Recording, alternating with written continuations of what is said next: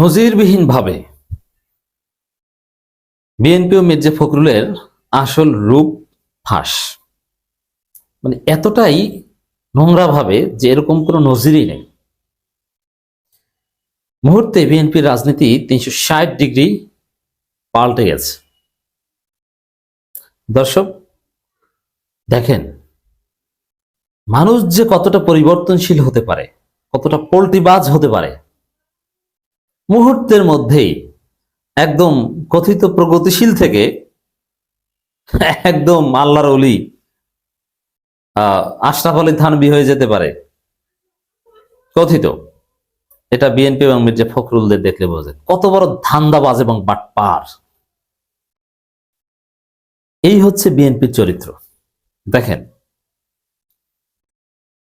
২০১৮ সালের ২৯ ডিসেম্বরের খবর, বিএনপি শরিয়া আইনে বিশ্বাস করে না মির্জা ফখরুল মাস্ক পরে এই কথাটা বলেছিল। এরপরে আরো বলেছিল, মাস্ক পরে একবার বলেছিল করোনার সময়, কিন্তু এটা 18 সাল থেকে শুরু করেছে আর কি। কেন 18 সালে 29 ডিসেম্বর এটা কেন বলেছিল? ওই যে নির্বাচনের আগে আগে। কেন? ভারত যেন মনে করে যে না, বিএনপি ইসলামপন্থীদের সাথে কোনো সম্পর্ক রাখে না। এই রহস্যটাকে বুঝি যে নির্বাচনের কয়েকদিন আগে কেন বলেছিল, করোনার সময় এটা রিপিট। কিন্তু 18 সালের নির্বাচনের আগেই তারেক রহমান তার পররাষ্ট্র বিষয়ক যে দূত, তাকে ভারতে পাঠিয়ে মুসলেকা দিয়ে এসেছিল যে জিয়াউর রহমান এবং খালেদা জিয়ার রাজনীতি আমরা আর করবো না, আমরা ভারত বিরোধিতা করবো না।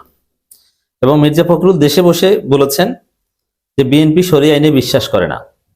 কেন বলেছে? ভারতকে বুঝিয়েছে ভারত, কারণ 18 সালে নির্বাচনটা ছিল ভারতের মধ্যস্থতায়, ভারতের প্রতিশ্রুতিতে বিএনপি গিয়েছে। কারণ ডক্টর কামালের মতো একজন ধ্বজভঙ্গ নেতাকে, একজন এক্সপার্ট নেতাকে বিএনপি আব্বা মানবে?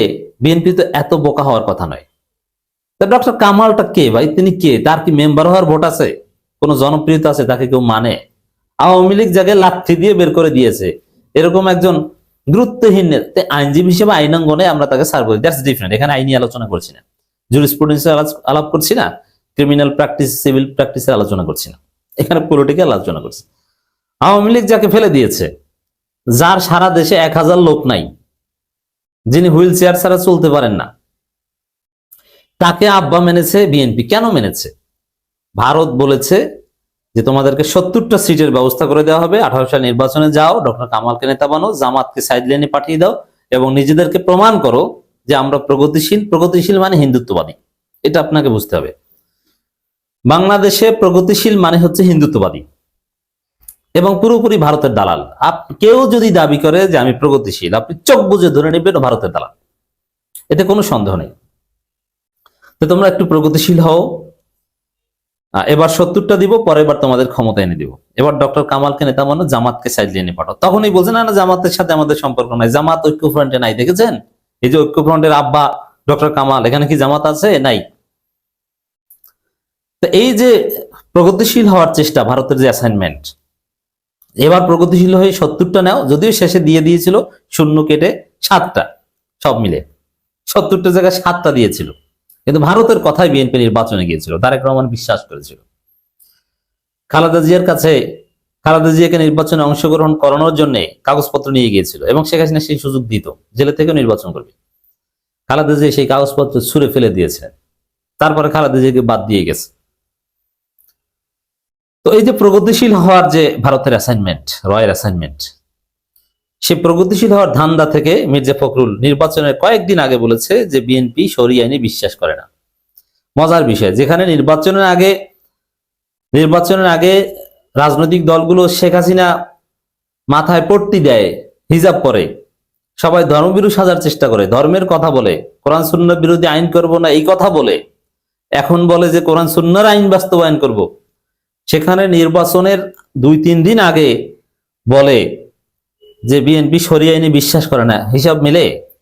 কেন? ওই যে ভারতের কাছে নিজে, এখানে এই জনগণ কি বলে গালাগালি করে এটা ব্যাপার না, ভারতের কাছে আমাকে প্রগতিশীল হতে হবে, ভারতকে খুশি করতে হবে। এই জন্য নির্বাচনের আগে আওয়ামী লীগও নির্বাচনের আগে ধর্মবিরু সাজে আর নির্বাচনের আগে ধর্মের বিরুদ্ধে কথা বলে, একমাত্র ভারতকে খুশি করার জন্য। তাহলে রহস্য বুঝতে পারছেন? এরপরে সেটা করোনাকালীন সময় বা নানান সময় এগুলো চলতে থাকে। আর মির্জা ফখরুল তার মাধ্যমে কেন বলিয়েছে, কারণ মির্জা ফখরুল আসলেই শরিয়া আইনে বিশ্বাস করে না। তার চেহারার দিকে তাকান, কোনো শরিয়ার ছাপ আছে?